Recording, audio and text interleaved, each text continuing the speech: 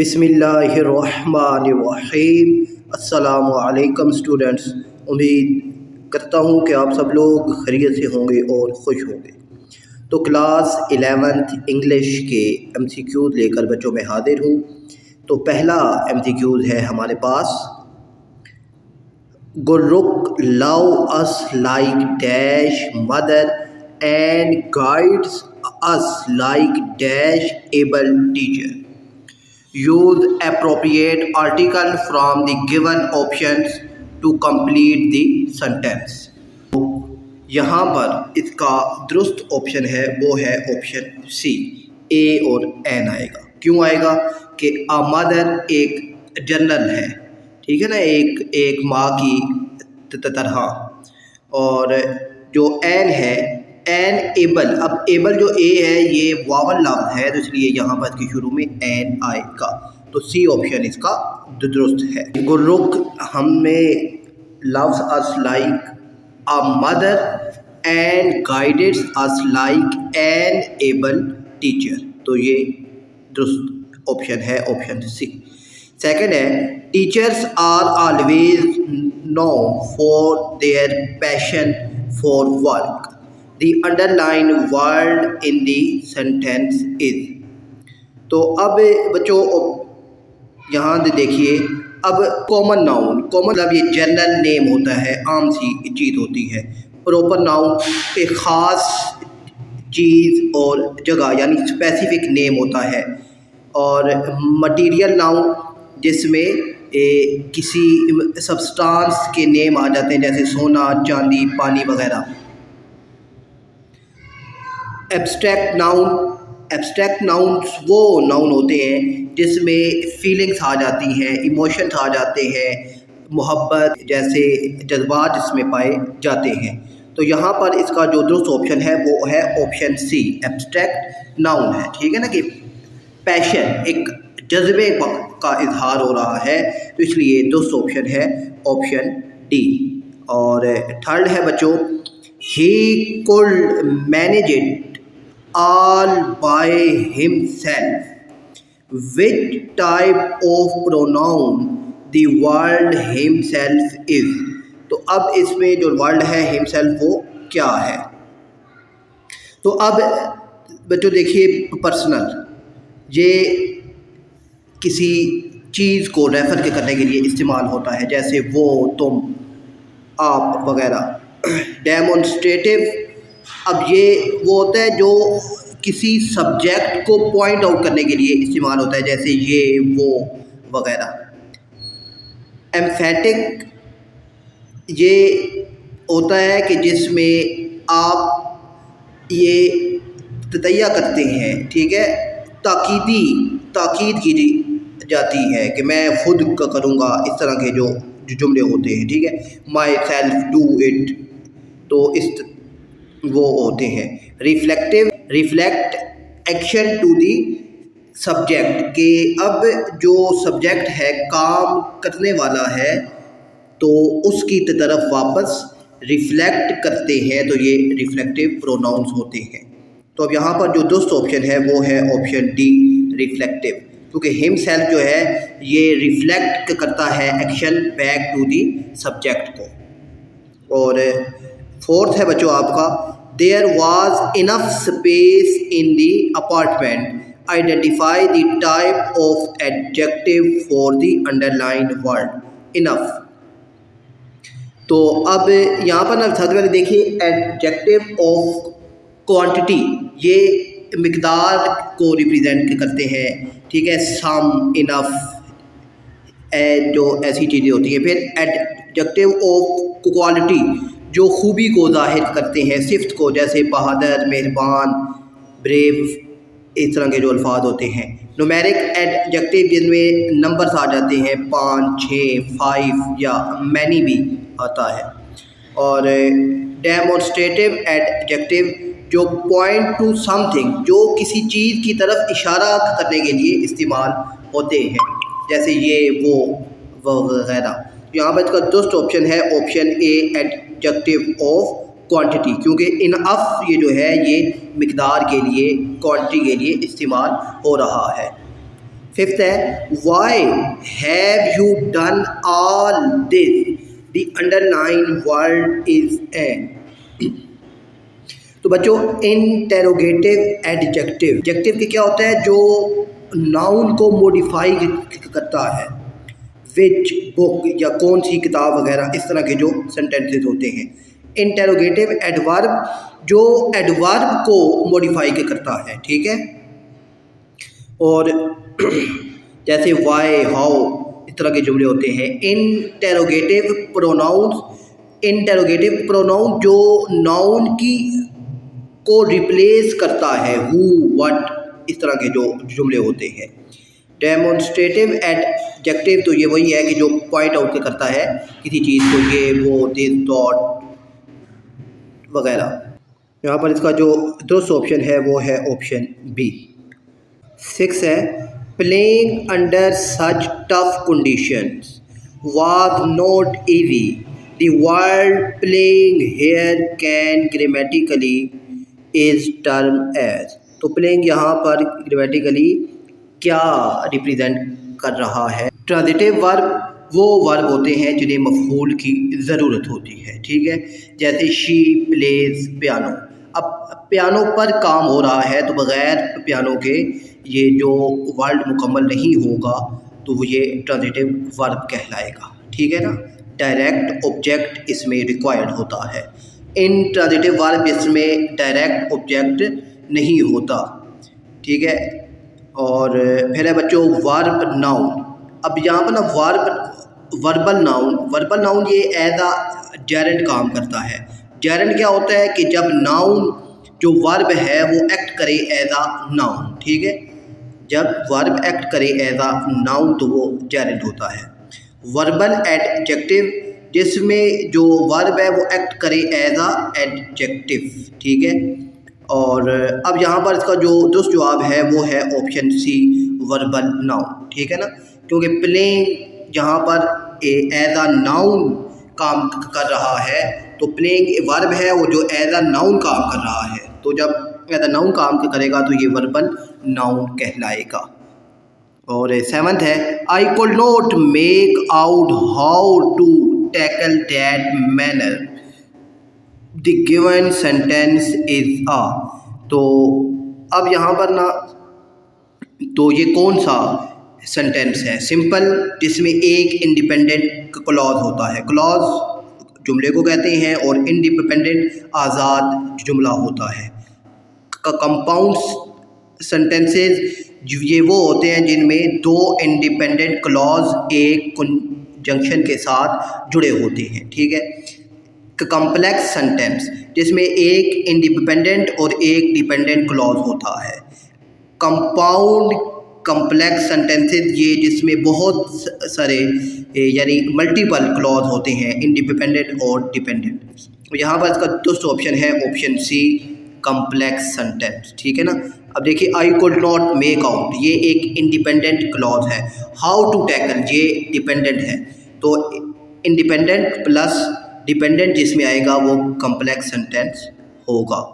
और 8 है बच्चों she hope that she will travel around the world someday, the sentence illustrate the use of.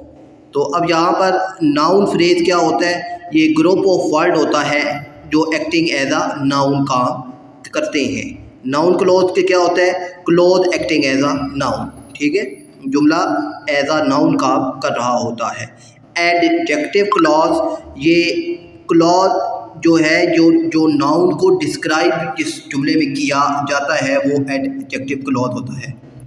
Verbal clause ये वो clause होता है जिसमें वर्ब एडजेक्टिव या एडवर्ब को मॉडिफाई किया जाता है। तो यहाँ पर इसका दुरुस्त ऑप्शन है ऑप्शन बी, नाउन क्लॉज है। 9th है बच्चों आपके पास we stay in a house near to the canal, the underline part of the sentence is an. तो अब जो अंडरलाइन सेंटेंस है वो क्या है, तो यहाँ पर इसका जो दुरुस्त ऑप्शन है वो है ऑप्शन बी, एडजेक्टिव फ्रेज है, ठीक है ना। अब नियर टू द कैनाल ये डिस्क्राइब हाउस यानी नहर के करीब घर की वजाहत हो रही है यहाँ पर, तो ये एडजेक्टिव फ्रेज होगा।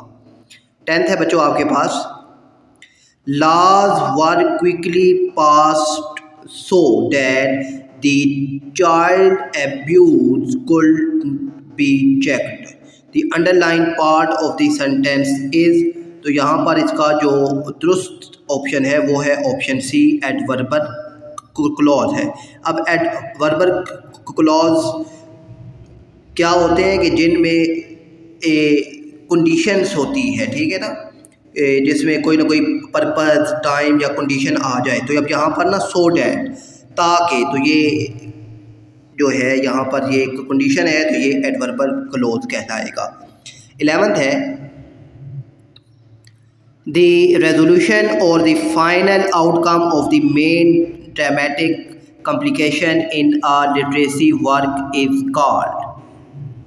तो अब यहाँ पर सबसे पहले ये समझिए ज़रा, तो अब ना एक्सपोजिशंस, ये एक्सपोजिशन क्या क्या होती है कि ये जो भी किसी प्ले में या ड्रामे में जो कैरेक्टर होते हैं उनका इंट्रोडक्शन होता है। क्लाइमेक्स, कहानी का जो मेन पॉइंट होता है उसे क्लाइमेक्स कहते हैं। एंटी क्लाइमेक्स, जो कहानी में मायूस कुन जो पॉइंट होता है उसे क्या कहते हैं, डेन्यूमेंट। डेन्यूमेंट होता है कहानी का इख्तिताम जहाँ पर होता है, ठीक है, जो प्लॉट है वो ख़त्म होता है। तो यहाँ पर दुरुस्त जवाब है ऑप्शन डी, ठीक है, डेन्यूमेंट, ठीक है, यहाँ पर कहानी का इख्तिताम हो रहा है ना। The resolution of the main dramatic complication, ठीक है, किसी भी रेजोल्यूशन, कोई भी करारदाद है, रेजोल्यूशन मतलब कोई भी करारदाद है, और main dramatic complication in a literacy, तो या किसी भी कहानी की जो लिटरेसी है जब वो इख्तिताम को पहुँचे तो उसे क्या कहते हैं, तो उसे ऑप्शन डी इसका दुरुस्त जवाब है। 12th है, I was so hungry I could have eaten a horse, the given sentence.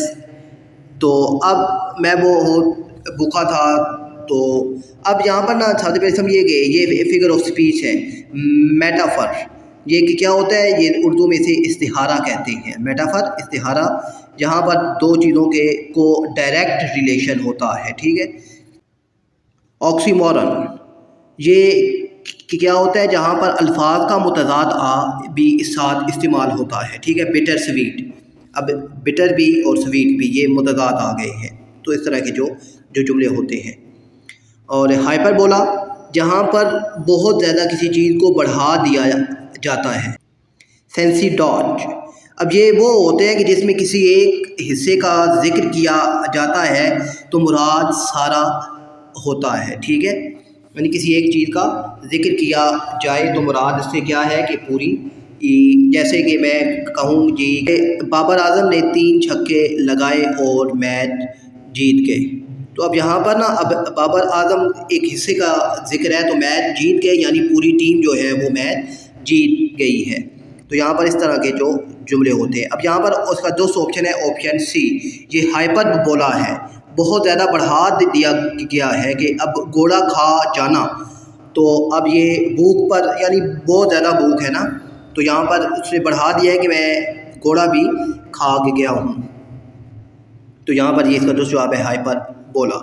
और क्वेश्चन 13 है, the fair breeze beyond the white foam flew the illustrate. अच्छा ना, अब एलिटेरेशन क्या होती है, ये होती है repetition of initial consonant sounds, ठीक है ना। इनिशियल कॉन्सोनेंट जो साउंड्स की आवाज़ होती है, तकरार होती है, उसे एलिटेरेशन कहते हैं। एनाफोरा, ये रेपिटिशन ऑफ वर्ड होती है at the start of line, जब लाइन स्टार्ट हो रही होती है तो वर्ड की रेपिटिशन हो उसे एनाफोरा कहते हैं। रेफरेन, ये शायरी में इस्तेमाल होता है, रेपिटिशन लाइंस इन पोइट्री, ठीक है। और एलुजन, ये इनडायरेक्ट रेफरेंस होता है, किसी भी चीज़ के तरफ इशारे के लिए इस्तेमाल होता है। अब यहाँ पर इसका दुरुस्त जवाब है ऑप्शन ए, एलिटेरेशन, क्योंकि यहाँ पर आप अगर देखें तो बी और एफ की साउंड जो है, कॉन्सोनेंट की साउंड वो बार बार रिपीट हो रही है तो ये एलिटरेशन है। और 14 है repetition of the same word phrases at the beginning of line is called. तो repetition of the same word or phrases at the beginning of line throughout the work is called, तो उसे क्या कहते हैं। जहाँ पर इसका जो दुरुस्त जवाब है वो है बच्चों ऑप्शन डी एनाफोरा है। 15 है आपके पास कि the waves wings in the sunlight illustrate the use of। अब यहाँ पर अब सिमिली ये तशबीह को कहते हैं, ठीक है। इसमें लाइक और एज का इस्तेमाल होता है। मेटाफर ये इस्तिहारा होता है जिसमें डायरेक्ट रिलेशन होता है। पर्सोनिफिकेशन, अब पर्सोनिफिकेशन क्या होती है कि इंसानी किसी भी चीज़ की खुसूसियत किसी बेजान चीज़ को दे देना। कॉन्सोनेंट्स, ये रेपिटेशन ऑफ कॉन्सोनेंट्स साउंड्स होती है। अब यहाँ पर इसका जो दूसरा ऑप्शन है वो है पर्सोनिफिकेशन है, ठीक है। अब यहाँ पर देखिए ना, दी वेव्स विंग्स इन दी सनलाइट, ठीक है। अब लहरों को आंख मारना, यहाँ पर ये तो अब आंख विंग्स, ठीक है ना। अब विंग ये इंसानी एक्शन है जो बेजान को दिया गया है, तो यहाँ पर इसका तो जवाब है पर्सोनिफिकेशन ऑप्शन सी। और क्वेश्चन 16 है read the given sentence and identify the correct adjective phrase from the given option. The cabin beside the lake was already occupied when we arrived। तो यहाँ पर इसका जो दुरुस्त ऑप्शन है वो है बच्चों option C beside the lake, ठीक है। बिसाइड दी लेक जो ये जो है ये एडजेक्टिव फ्रेज को यहाँ पर शो कर रहा है। 17 है बच्चों आपके पास कि pick the correct synonym for the word retrospection. Retrospection का मतलब कि भी होता है बच्चों कि पास्ट की तरफ यानी माजी में गौर करना। तो कंटेम्पलेशन का मतलब भी यही होता है। मेमोराइजेशन इसका मतलब होता है हिफ्ज़ करना। और एनालिसिस का मतलब होता है तजिया करना, एक्सपेरिमेंट करना। और कंटेम्पलेशन का मतलब होता है माजी पर गौर करना। और करेक्शन का मतलब है सही करना। तो यहाँ पर दूसरा ऑप्शन जो है वो है ऑप्शन सी।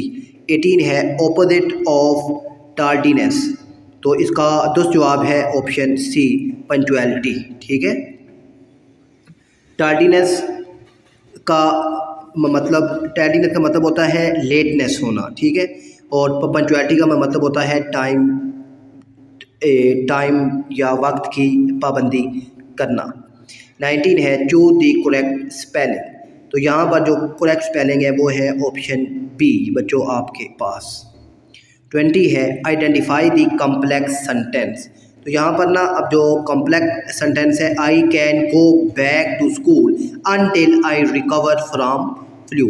मैं, ठीक है ना, मैं स्कूल नहीं जा सकता, ये एक आज़ाद जुमला है, इंडिपेंडेंट क्लॉज है, जब तक मैं सेहतयाब ना हो जाऊँ। तो ये एक डिपेंडेंट क्लॉज आ गया, तो ये कॉम्प्लेक्स सेंटेंस है आपके पास, यानी जो कॉम्प्लेक्स सेंटेंस है वो है ऑप्शन बी।